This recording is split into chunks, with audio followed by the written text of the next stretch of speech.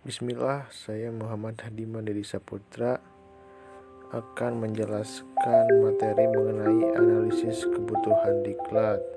Langsung saja kita akan membahas kepada materi tersebut. Analisis kebutuhan diklat. Analisis kebutuhan diklat adalah serangkaian proses yang sistematis dalam menganalisis kesenjangan dan perbedaan antara standar kinerja atau kinerja yang diharapkan dengan kinerja nyata atau kinerja yang dimiliki atau kinerja yang dapat direalisir suatu unit organisasi atau individu sumber daya manusia. Lanjut kepada tahap analisis. Tahap analisis kebutuhan diklat. Yang pertama ada perumusan masalah, kemudian perumusan tujuan, kemudian pengembangan instrumen, lanjut kepada pengumpulan data, lanjut lagi kepada pengolahan data, interpretasi data, dan selanjutnya pada tahap pelaporan.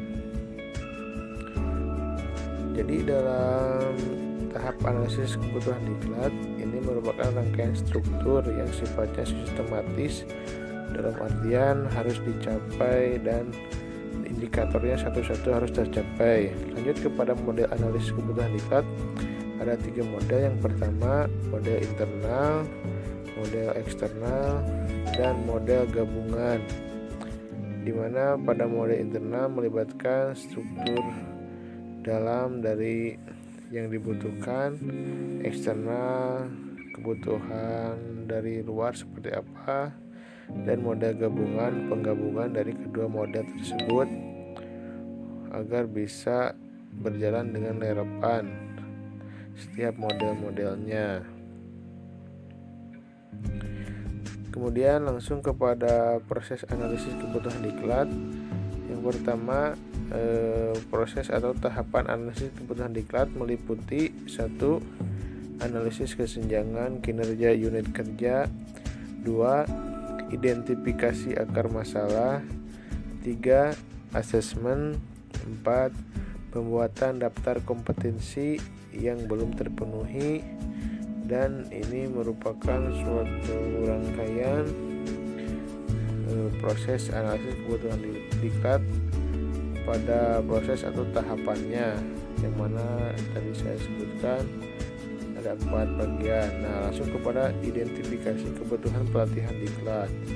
Identifikasi kebutuhan pelatihan diklat merupakan suatu proses untuk mengidentifikasi dan mengharmoniskan jenis-jenis diklat yang dibutuhkan oleh unit kerja pengguna diklat, baik di tingkat organisasi, jabatan, maupun individu, dengan menerjemahkan kebutuhan kompetensi unit kerja pengguna diklat ke dalam suatu desain program diklat.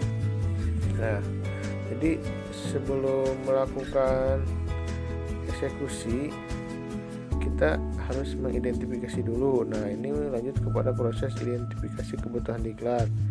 Proses identifikasi kebutuhan diklat idealnya dilakukan oleh unit kerja pengguna diklat dengan mendampingkan secara aktif dari unit kerja pengelola diklat.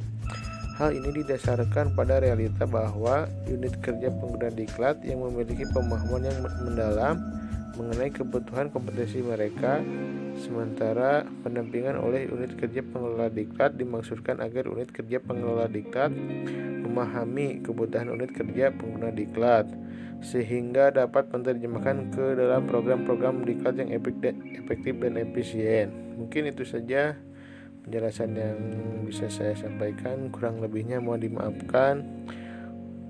Segala sesuatu harus dilakukan dengan sungguh-sungguh dan sesuai dengan tahapan-tahapan yang telah ditentukan. Mungkin itu saja. Mohon maaf apabila banyak kekurangan dalam pembuatan video ini. Semoga bermanfaat. Dan saya ucapkan kepada dosen pengampu terima kasih sebesar-besarnya yang telah membimbing pada mata kuliah ini. Wabillahi taufiq wal hidayah. Wassalamualaikum warahmatullahi wabarakatuh.